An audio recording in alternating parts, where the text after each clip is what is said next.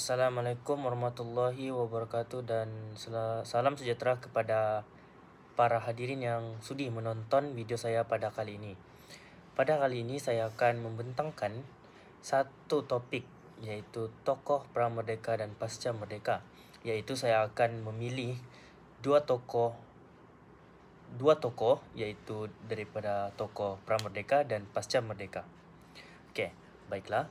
Sebelum saya membentangkan topik yang saya akan bentangkan pada hari ini, saya akan memperkenalkan diri saya terlebih dahulu. Nama saya Muhammad Syamdan bin Muhammad Sabransa. Nombor IC 071127120703.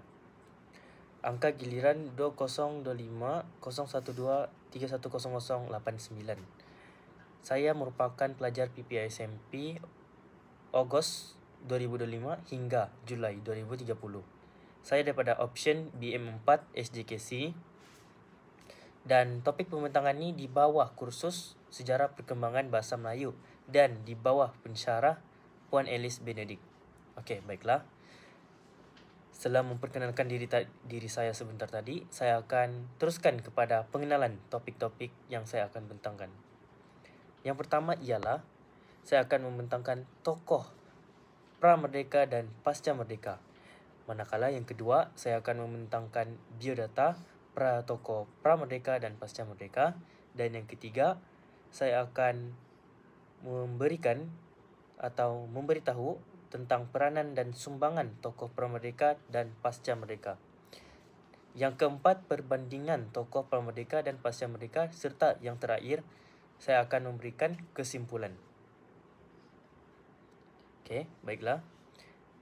Slide ini yang seperti hadirin dapat lihat, slide pertama merupakan tokoh pra-merdeka dan manakala gambar yang kedua adalah tokoh pasca merdeka. Okey, tokoh pertama iaitu Abdullah Abdul Qadir Munshi adalah tokoh pra-merdeka yang saya pilih. Manakala tokoh pasca merdeka yang saya pilih iaitu Prof Emeritus Dr. Haja Asma binti Haji Omar. Okey, ini merupakan biodata bagi tokoh pra-merdeka yang saya pilih. Nama beliau adalah Abdullah Abdul Qadir Munshi. Itu merupakan nama sebenar beliau, iaitu Abdullah bin Abdul Qadir Munshi. Beliau dilahirkan pada tahun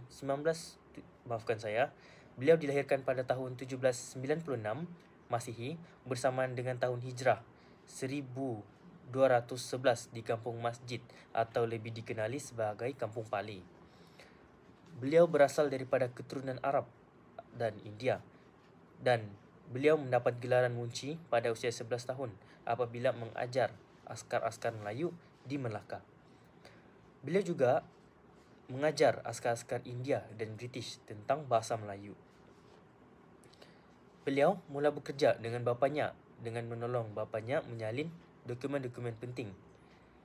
Itu merupakan titik awal ataupun langkah awal beliau memasuki atau menceburi dunia atau bidang penulisan bahasa Melayu.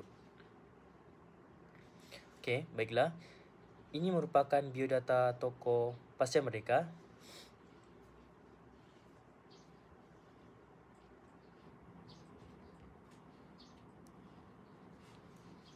Beliau dilahirkan pada 5 Mac 1940. Nama penuh beliau adalah Prof Emeritus Dato' Dr. Haja Asma binti Haji Omar. Beliau dilahirkan di Jitra, Kedah. Dilahirkan dalam keluarga yang berpendidikan tinggi. Mendapat pendidikan sekolah rendah di Sekolah Melayu Jitra, Kedah dan Kampung Baharu Girls di Alostar. Beliau mendapat pendidikan sekolah menengah di Malay Girls College, Kuala Lumpur dan Sultan Abdul Hamid College, Alostar. Pada Institut Pengajian Tinggi, beliau mempunyai sarjana muda dalam bahasa dan kesusasteraan di Indonesia.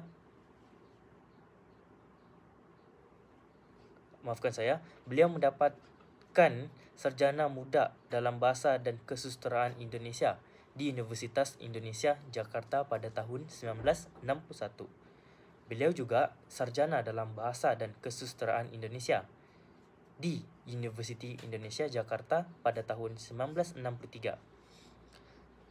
Lalu selepas itu, beliau telah mendapat PhD dalam General Linguistics di University of London 1969 dan Doktor Persuratan di Linguistik Melayu di Universiti Malaya pada tahun 1996. Okey, baiklah. Ini merupakan sumbangan dan peranan tokoh pra-merdeka. Baiklah, saya akan teruskan pada sumbangan beliau yang pertama. Maafkan saya akan teruskan dengan peranan beliau yang pertama. Beliau dikenali sebagai munshi, iaitu seorang guru ataupun pendidik, serta penterjemah yang di mana beliau mengajar bahasa Melayu kepada askar India, pegawai British, serta beliau menterjemah pelbagai teks. Okey, yang kedua, beliau juga berperanan sebagai jambatan budaya antara masyarakat Melayu dan kuasa kolonial barat. Beliau menghubungkan atau menjadi perantara antara masyarakat Melayu dan orang-orang British pada ketika itu. Dan yang ketiga, dalam kesusasteraan Melayu, beliau dianggap sebagai bapa kesusasteraan Melayu moden kerana beliau memperkenalkan bentuk penulisan yang lebih realistik dan naratif diri sendiri, bukan lagi mitos semata-mata. Kerana pada zaman itu, penulisan kebanyakan berdasarkan mitos ataupun cerita rakyat. Baiklah. Yang keempat, beliau juga menyumbang sebagai pengarang, penterjemah dan pendidik, menjadikan bahasa Melayu sebagai medium yang lebih moden dan terbuka untuk idea-idea baharu. Baiklah, saya akan memberitahu lagi tentang sumbangan beliau serta impak yang beliau buat. Dari segi gaya penulisan, dalam Hikayat Abdullah, beliau mengurangkan unsur-unsur mistik, legenda dan memperbanyakkan pengamatan sosial kehidupan seharian masyarakat Melaka Singapura pada abad ke-19 dan menjadikannya sebagai sumber penting untuk sejarah sosial kawasan tersebut. Ia bermaksud beliau mengurangkan unsur-unsur mistik ataupun mitos pada penulisan beliau dan memperbanyakkan lagi penulisan yang berdasarkan pengamatan sosial pada ketika itu. Ia sangat membantu kerana ia menunjukkan orang-orang intelektual di negara kita telah fokus kepada kehidupan sehari-harian, bukan sahaja mitos. Baiklah, yang kedua, dari segi bahasa pula, beliau menghasilkan karya dalam bahasa Melayu yang lebih kontemporari dan terbuka kepada dunia luar. Beliau membantu memodernkan sastra Melayu dan membuka ruang kepada pemikiran dan literasi yang lebih luas. Yang ketiga, dari segi sejarah pula, karya-karya beliau menjadi rujukan utama bagi pengkaji sejarah kerana beliau menulis sebagai orang tempatan yang hidup dalam zaman peralihan sebelum dan ketika pengaruh kolonial barat semakin kuat.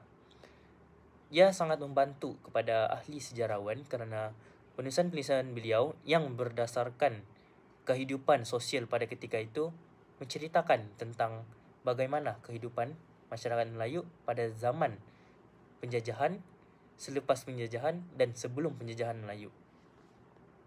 Sebelum penjajahan barat. Maafkan saya. Dan yang terakhir, dari segi pendidikan, beliau juga menunjukkan bahawa orang Melayu boleh menjadi seseorang yang berintelektual, boleh menjadi guru, penterjemah dan pengarang. Hal ini sekaligus memperluaskan lagi persepsi tentang identiti dan kemampuan masyarakat tempatan pada zaman itu. Baiklah, kita teruskan pada peranan dan sumbangan tokoh pasca merdeka. Baiklah, yang pertama, peranan utama beliau ialah pada bidang akademik dan pentadbiran universiti. Beliau menyertai Universiti Malaya UM pada tahun 1963 dan berkhidmat sebagai ahli akademik selama beberapa dekad. Beliau menjadi pengarah pusat bahasa di UM, kemudian di Fakulti Bahasa dan Linguistik daripada awal penubuhan antara tahun 1972 hingga 1995.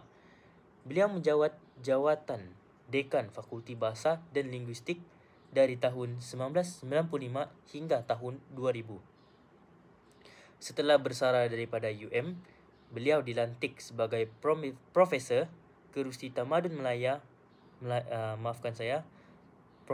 Profesor Kerusi Tamadun Melayu Zabah dan pengarah Institut Tamadun Melayu di Universiti Pendidikan Sultan Idris UPSI, Malim, Perak, di Tanjung Maling, Perak. Yang kedua, beliau merupakan pakar dalam linguistik dan perancangan bahasa. Beliau pakar dalam tata bahasa, bahasa Melayu, linguistik sejarah, sosiolinguistik dan kajian bahasa orang asli serta dialek Melayu. Beliau memberi tumpuan dalam mempertabatkan bahasa Melayu sebagai bahasa moden dan sebagai bahasa ilmu, termasuk meneliti aspek-aspek bahasa tinggi, high style, serdat menyurat Melayu klasik dan warisan linguistik. Itu merupakan kerja beliau pada ketika itu.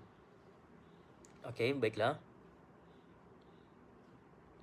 Yang ketiga, beliau menulis sejumlah besar buku dan artikel dalam bidang tata bahasa Melayu, iaitu Nahu, dalam bahasa Inggerisnya iaitu grammar, dan perancangan bahasa seperti contoh karya Bahasa Diraja pada tahun 1985 yang diterbitkan oleh Dewan Bahasa dan Pustaka. Dan yang keempat, iaitu yang terakhir, peranan beliau penyumbang kepada peningkatan kesedaran dan warisan bahasa. Beliau sering dijemput untuk memberi syarahan dan analisis tentang sejarah bahasa Melayu, dialek Melayu dan budaya Melayu. Beliau juga terlibat dalam jawatan kuasa bahasa dan pembangunan bahasa Melayu di Malaysia. Okey, baiklah. Kita pergi kepada sumbangan beliau yang pertama, iaitu beliau memperkasakan kedudukan bahasa Melayu dalam bidang akademik linguistik melalui pengajaran, penyelidikan, penerbitan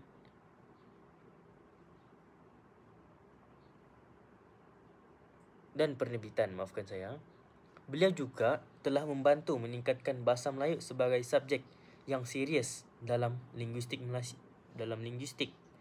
di Malaysia. Beliau juga memperluaskan kajian linguistik ke arah bahasa dan dialek orang asli serta wilayah Malaysia Timur, iaitu Sabah dan Sarawak.